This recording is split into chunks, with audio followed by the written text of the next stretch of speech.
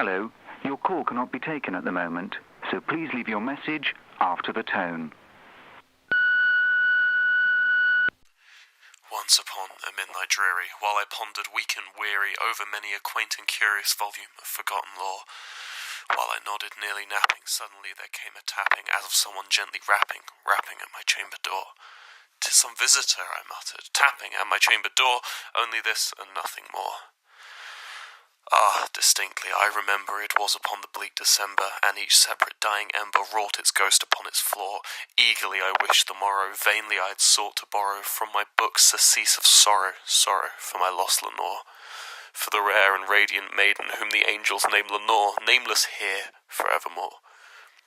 And the silken, sad, uncertain rustling of each purple curtain thrilled me, filled me with fantastic terrors never felt before, so that now, to still the beating of my heart, I stood repeating, "'Tis some visitor entreating entrance upon my chamber door, some late visitor entreating entrance at my chamber door, this it is and nothing more." Presently my soul grew stronger, hesitating then no longer. "Sir," said I, "or madam, truly your forgiveness I implore, but the fact is I was napping, and so gently you came rapping, and so faintly you came tapping at my chamber door, that I scarce was sure I heard you. Here I opened wide the door. Darkness there, and nothing more. Deep into that darkness peering, long I stood there, wondering, fearing, doubting, dreaming dreams no mortal ever dared to dream before. But the silence was unbroken, and the stillness gave no token, and the only word there spoken was the whispered word, "Lenore?" This I whispered, and an echo murmured back the word, "Lenore." Merely this, and nothing more. Back into the chamber turning, all my soul within me burning, soon again I heard a tapping somewhat louder than before. "Surely," said I, "surely that is something at my window lattice. Let me see then what thereat is, that this mystery explore. Let my heart be still a moment, and this mystery explore. 'Tis the wind, nothing more." Open here I flung the shutter, when, with many a flirt and flutter, in there stepped a stately raven of the saintly days of yore. Not the least obeisance made he, not a minute stood or stayed he, but with mine of lord or lady perched above my chamber door, perched upon a bust of Pallas just above my chamber door, perched, then sat, and nothing more. Then this ebony bird beguiling my sad fancy into smiling, by the grave and stern decorum of the countenance it wore. "Through thy chest be shorn and shaven, thou," I said, "art sure no craven, ghastly grim and ancient raven, wandering from the nightly shore. Tell me, what thy lordly name is on the night's Plutonian shore?" Quoth the raven, "Nevermore." Much I marvelled this ungainly fowl to hear discourse so plainly, though its answer little meaning, little relevancy bore.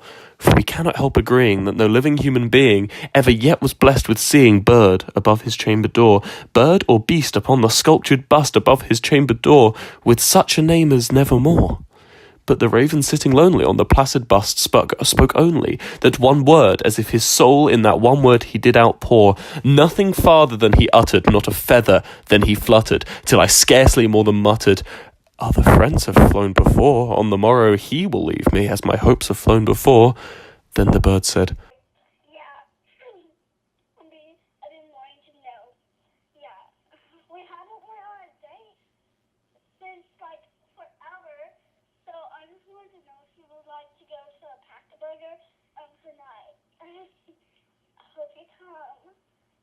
Oh wait, I hope you Nevermore.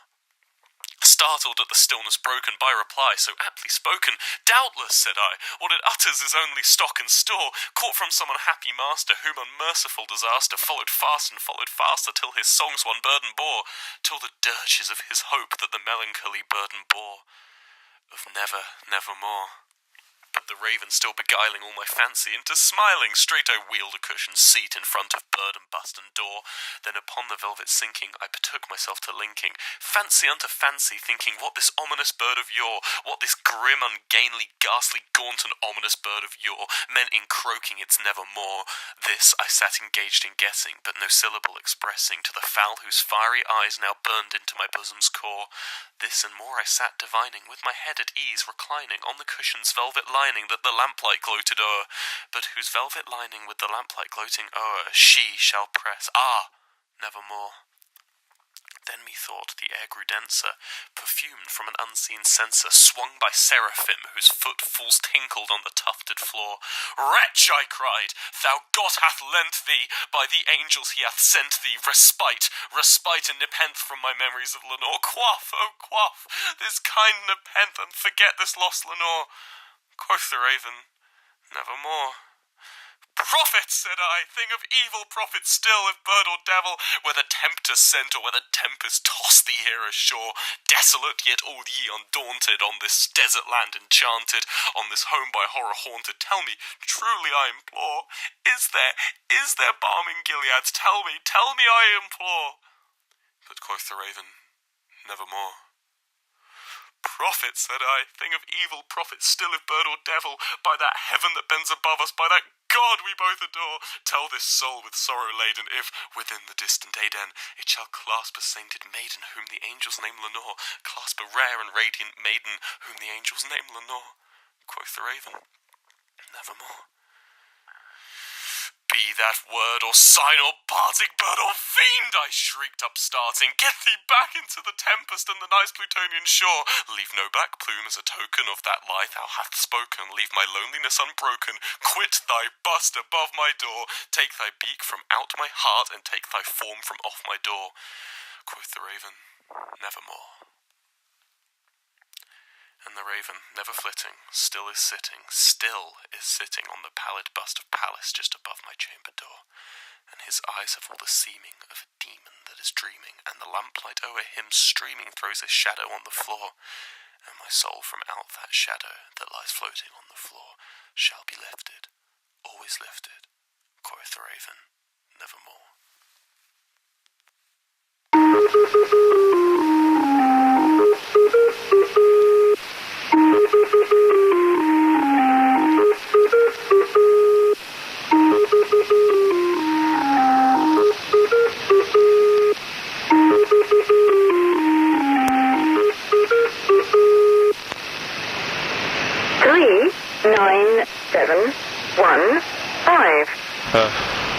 I did something really embarrassing, and the only way you cannot find out about it is if I take Kai's job. 9, 7, 1, 5.